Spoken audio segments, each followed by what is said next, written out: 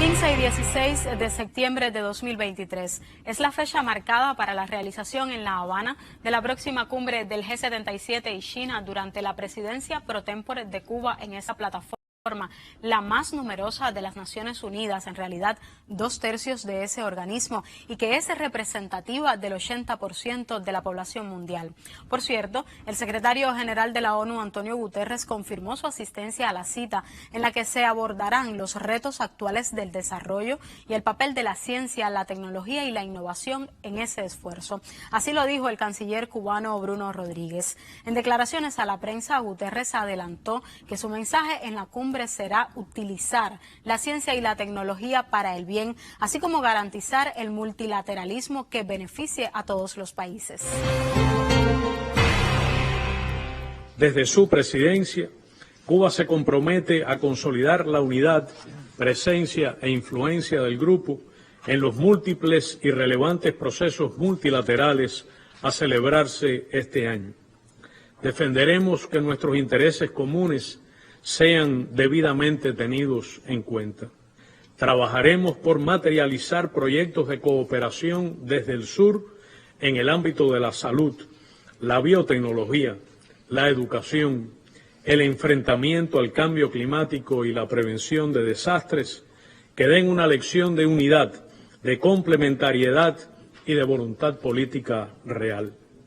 No cejaremos en nuestro justo reclamo a los países desarrollados de que cumplan sus compromisos de ayuda oficial al desarrollo, financiación climática y cooperación norte-sur. Abogaremos por el uso de la ciencia, la tecnología y la innovación como motores del desarrollo sostenible. Tomaremos como punto de partida el acervo del grupo en esta materia y promoveremos una hoja de ruta común frente a los retos presentes y futuros. También apuntaba a Guterres que el multilateralismo per se no resuelve las tensiones crecientes entre los diferentes actores de la comunidad internacional, y añadimos que incluso pudiera dividir más el mapa geopolítico, sobre todo porque los acostumbrados a ser hegemónicos se resisten a abrir espacio a las economías emergentes, o potencias emergentes más bien. En ese contexto de tensión se darán cita los representantes de 134 países que integran la plataforma del G77 más China. Sobre el tema, la periodista del canal cubano de noticias Esther Lilian González dialogó con el académico Rainier Pellón del Centro de Investigaciones de Política Internacional. Yo pienso que la trascendencia misma de la cumbre del G77 más China que se produce en La Habana guarda estrecha relación con el contexto internacional en que ésta se desarrolla. Y esto evidencia un cambio significativo en la correlación de fuerzas internacionales. Yo pienso que existen elementos estructurales que evidencian un paulatino declive de la hegemonía occidental y una traslación del eje central económico, del mayor dinamismo económico desde Occidente hacia Asia.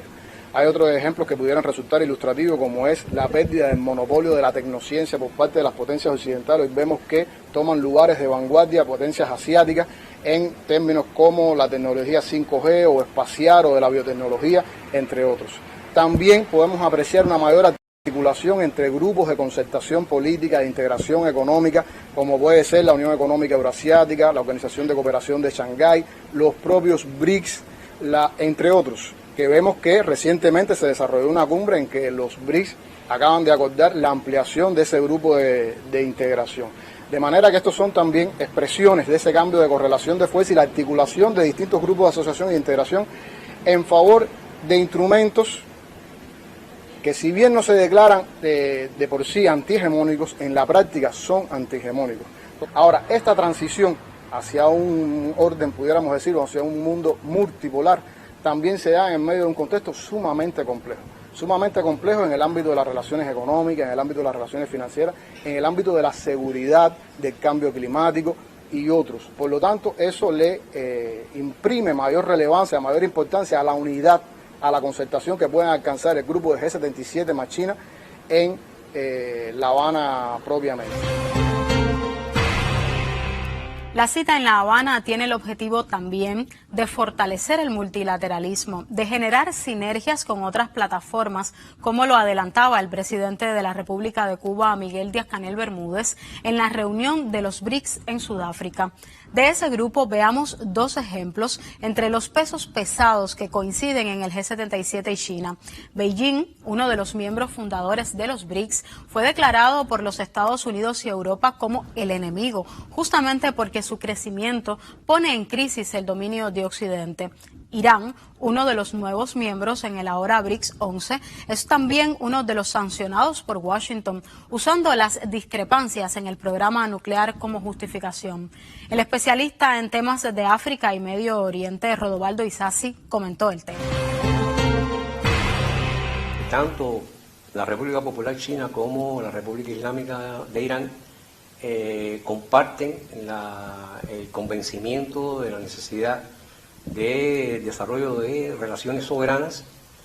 que respondan a los intereses y beneficios mutuos que establece un tipo de relación de este tipo entre dos estados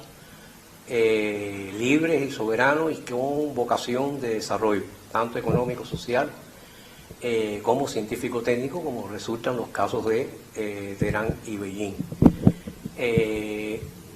Al mismo tiempo, en el caso del desarrollo o el posible significado que pudiera tener esta relación entre iguales, para el G77 contribuiría evidentemente a ofrecer una suerte de paradigma de cómo deben funcionar las relaciones internacionales en momentos en que, si bien algunos especialistas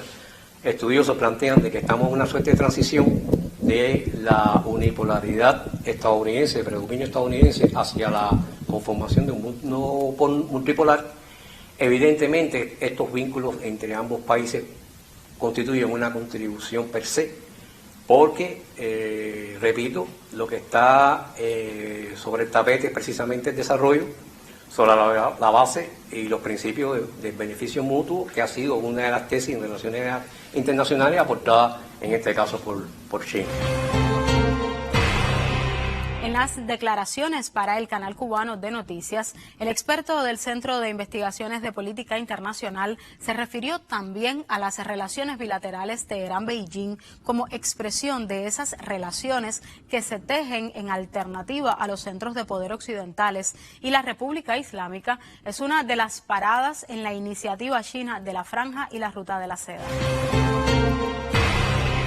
En ese sentido, habría que detenerse en la declaración conjunta firmada en Beijing a propósito de la visita del presidente Raisi, el presidente iraní, que aconteció en febrero de este año en curso y que fue importante porque esa declaración tiene una mirada mucho más amplia en los temas de las relaciones bilaterales, que va de lo político, lo social, el tema de los derechos humanos, la cooperación, visto de una perspectiva mucho más integral y mucho más abarcadora, que contiene en este caso los principios tanto que ha caracterizado, en este caso la diplomacia china, como que ha caracterizado también el movimiento de países no alineados, de no injerencia en los asuntos internos, ¿no? Y eso es importante también para tener un marco apropiado para poder avanzar en estos propósitos. Por eso, al decirte que esto es un proceso de construcción, evidentemente, si es posible llevar a vías de hecho lo pactado y lo rubricado tanto en el acuerdo de asociación estratégico integral y en la declaración conjunta rubricada en febrero último, entonces pudiéramos estar hablando de resultados tangibles no menos importantes para este proceso mucho más abarcador a escala global. La Habana acogió también los eventos de ministros y ministras de Educación y también los de Cultura, de Turismo y las altas autoridades de Medio Ambiente. Como temas comunes, la necesidad de una reforma estructural a la arquitectura financiera internacional y los flujos de financiación para el desarrollo, así como las acciones para enfrentar la inseguridad alimentaria y los impactos cada vez más severos del cambio climático. El papel de la ciencia, la tecnología y la innovación cooperación de cara a los retos del desarrollo centran la agenda de la cita convocada por el presidente Miguel Díaz-Canel Bermúdez. Los diagnósticos parecen cada vez más claros. El avance científico-técnico, que es clave para alcanzar el desarrollo sostenible, resulta, sin embargo, inaccesible para gran parte de la humanidad. Las causas están en el injusto orden económico internacional que ha exacerbado la marginación socioeconómica y científico-técnica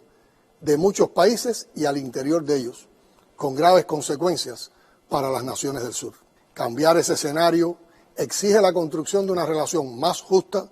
y un orden verdaderamente democrático e inclusivo que privilegie la solidaridad y la cooperación internacionales. De eso estamos urgidos los miembros del Grupo de los 77 y China, que en su conjunto representamos el 80% de la población mundial y más de 2/3 partes de la membresía de las Naciones Unidas. En ese espíritu de urgencia en pos de la cooperación, Cuba, en su condición de presidente de esta prestigiosa agrupación de países en desarrollo, convoca a la cumbre de jefes de Estado y de Gobierno bajo el tema Retos actuales del desarrollo, papel de la ciencia, la tecnología y la innovación,